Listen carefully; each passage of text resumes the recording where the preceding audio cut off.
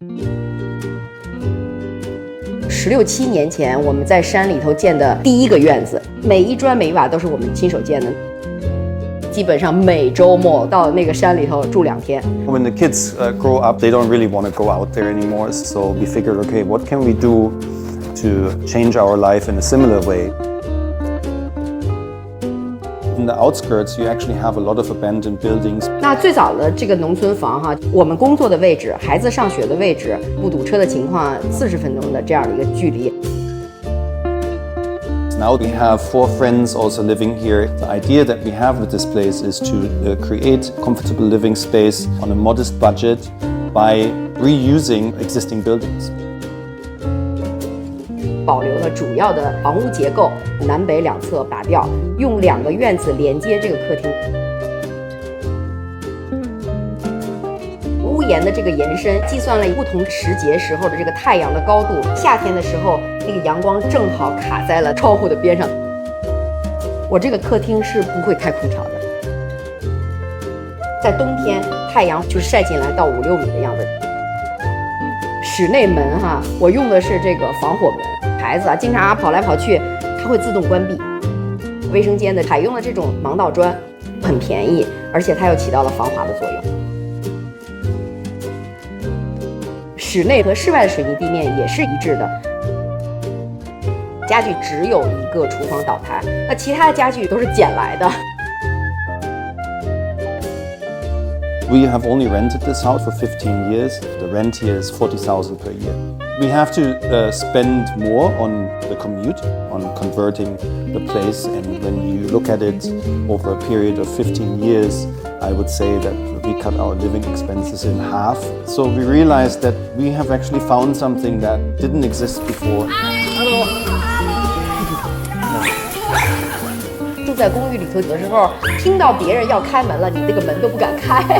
但是在这儿就是没有人说，我打电话，你在家吗？狗一叫就知道有人来了。然后包括小朋友一样，就是有的时候我都不知道他在哪一家，谁家要是没饭了，那就是去谁家吃饭。这不就是我小的时候大院里头邻居之间的感觉吗？我觉得是有一种幸福感。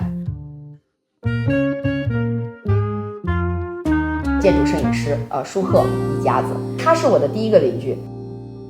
可以有一个院子，可能每个人都会生出这样的想法，但是真正去做的人呢，还是少部分。其实这个成本并不很高，但是这里面你必须要有一个朴素的精神。建筑它是会影响你。Chris 他改造外面没有太多的形式，但是它的每一个尺度这种关系，就是我们是经过精确的这种推敲，带给你一种非常宁静的感觉。另外一个邻居哈，在瑞士住了很多年，回来创业，整个的那个院子都是为他们做自己的这个啤酒和他自己的生活空间做一个结合。其实有很多人都在好奇，一听瑞士就是啊，这是非常非常完美的一个地方了，为什么 ？Every day the same. You don't have to worry about the future, but also you will not experience something new. That's why we decided ourselves to take some risk. 有了一定的生活阅历的时候，你会去想，我这一生应该是怎么过？你需要去跳出来，然后有的时候会迸发出很多灵感，也许是很日常的灵感啊，比如说，那天我回来的时候看见先生在外面支了一个桌子在炒菜，一进门突然看见，这么一个景色就是非常有意思。于老师哈，他是做传统中医的。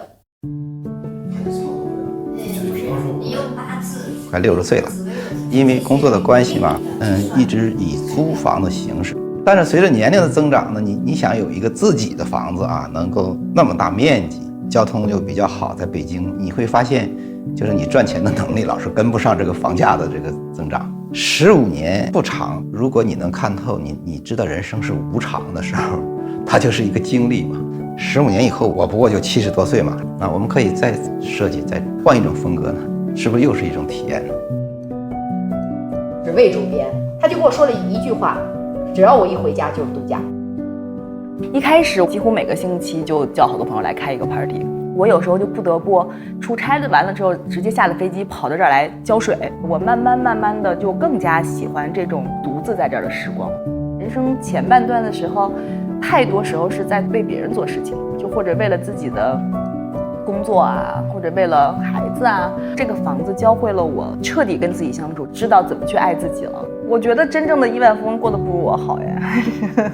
不是说我真的有这么多钱，我没有，我一辈子也不可能赚到那么多的钱，但是我通过改变自己的生活方式、行为模式，去慢慢的认知自己，比多少亿万都要珍贵的一种事情。At the end of the day, it's not so much about money. You have to be open-minded. This is about life. Life happens now.